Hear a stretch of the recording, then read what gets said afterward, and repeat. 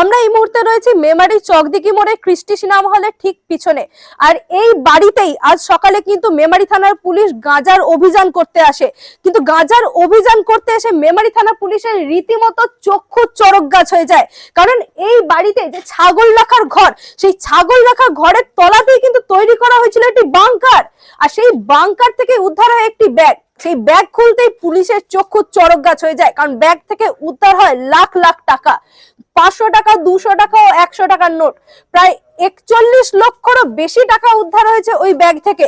প্রথমে পুলিশ গুনতে শুরু করলেও পরে টাকার পরিমাণ এতটাই বেশি ছিল যে একটি রাষ্ট্রায়ত্ত ব্যাংকে খবর দেওয়া হয় এবং সেই ব্যাংক থেকে কর্মী এবং টাকা গোনার মেশিন আনা হয়। সেই মেশিন দিয়ে টাকা গোনা শুরু হলে দেখা যায় প্রায় 41 লক্ষ টাকারও বেশি রয়েছে ওই ব্যাগের মধ্যে।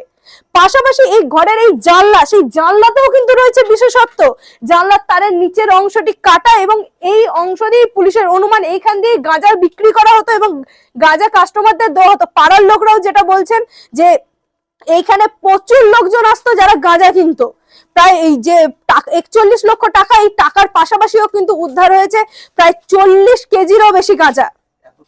কিভাবে এই বাড়িতে এত পরিমাণ টাকা এবং গাঁজা এলো তা তদন্ত শুরু করেছে মেমারি থানার পুলিশ এবং পাশাপাশি এই ঘটনায় গ্রেফতার করা হয়েছে একজনকে। সায়নী সরকারের রিপোর্ট, পূর্ব বর্ধমান। আজকে দুপুরবেলা নাগাদ আমাদের মেমারি পুলিশের একটা টিম এবং SOG team, district SOG team, ওদের ম্যানুয়াল এবং টেকনিক্যাল কিছু ইনপুটস এবং সোর্সের মাধ্যমে 1 নম্বর ওয়ার্ড মেমারি মিউনিসিপ্যালিটির ক্রিস্টি পাড়া, সেখানে একটা বাড়িতে আমরা রেড করি এবং সেই বাড়িতে হিউজ পরিমাণ প্রায় 47 কিলো মতো ক্যানাবিস গাঁজা আমাদের ওখান থেকে পাওয়া যায় এবং হিউজ পরিমাণ ক্যাশ পাওয়া যায় প্রায় 41 লাখ টাকা। পরবর্তীকালে এসডিপিও সদস্যদের নেতৃত্বে পুরো জিনিসটাকে সিজ করা হয়। যেহেতু হিউজ পরিমাণ ক্যাশ ছিল, আমরা ব্যাঙ্ক অফ বরোদাকে একটা রিকুইজিশন করি এবং সেখান থেকে কাউন্টিং মেশিন আসে এবং তাদের এক্সপার্টরা আসে এবং তাদের উপস্থিতিতে পুরো ক্যাশটা কাউন্টিং করা হয় এবং সিজার করা হয় প্রপার প্রসিডিওর মেনে। আর যে গাঁজা যেটা ছিল তার মধ্যে আমরা সেটা ওখানে সঙ্গীতা সাহানি, যার এক্সক্লুসিভ পজিশন থেকে এই পুরো গাঁজাটা আমরা পাই এবং সেখানে বেশ কিছু ওরা ছোট কিছু পুড়িয়া ছিল, কিছু বড় পুড়িয়া ছিল এবং কিছু 1 কিলোর প্যাকেট করা ছিল। ওর কাছ থেকে জিজ্ঞাসাবাদে ও কনফেস করে এবং ওর কাছ থেকে জানা যায় যে বড় পুড়িয়া যেগুলো ছিল ওগুলো প্রায় 100 টাকা করে ও বিক্রি করতো এবং যেগুলো ছোট পুড়িয়া ছিল সেগুলো 50 টাকা করে বিক্রি করতো। এবং আমরা প্রাথমিক তদন্তে যেটা পাওয়া যাচ্ছে যে এই হিউজ পরিমাণ যেটা ক্যাশ রয়েছে, ওর কাছে আরও ক্যানাবিস ছিল এবং তার সেল প্রসিড হিসেবে এই টাকাটা আমরা ওখান থেকে সিজার করেছি।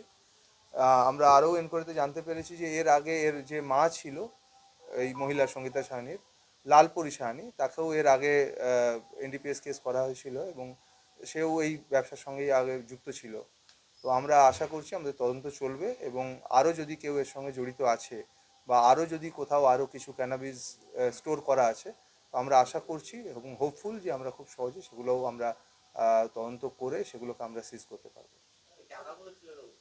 ওইখানেই ছিল, যে ঘরে আমরা রেড করি সেখানেই আমরা এই সেল প্রসিড টাকাগুলো ওখানেই পাই। আমরা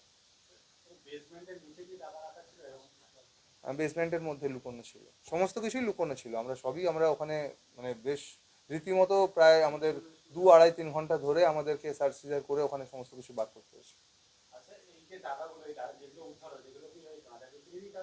আমরা প্রাথমিক তদন্তে সেটাই পাচ্ছি, কারণ ও কনফেস করেছে যে এই পুড়িয়াগুলো ওরা এই টাকায় বিক্রি করতো এবং আমরা এটাও কনফেস করেছি ওর কাছে আরও ক্যানাবিস ছিল যেগুলো ওরা বিক্রি করেছে। আমরা প্রাথমিক তদন্তে সেটাই পাচ্ছি। আমাদের আশঙ্কা সেটাই যে এরা বিভিন্ন জায়গায় হয়তো ছড়াতো। আমরা আরেকটু তদন্তে এগোলে আমরা সেটা বলতে পারবো, মনে হচ্ছে, আমরা তাই আশা করছি। 47 lakhs অলমোস্ট ক্রোর্সের ওপর হবে মোটামুটি। 47 কেজি রয়েছে। 3-4 lakhs সেটা আমরা তো ওদেরকে ইন্টারভিউশনের পর আমরা পিসি নিয়ে আসবো, পিসি নেওয়ার পর আমরা এটা বলতে পারবো। হ্যাঁ, বাড়িটি আমরা খোঁজ করছি, সম্ভবত মানে এর মায়ের বা এর বাড়ির কারো আছে, আমরা জেনে নেব। যেহেতু এর মায়ের সঙ্গে যুক্ত আমরা জানতে পারলাম, তো আমরা আশঙ্কা করছি, আমরা দেখি, আমরা খোঁজ করছি এটা।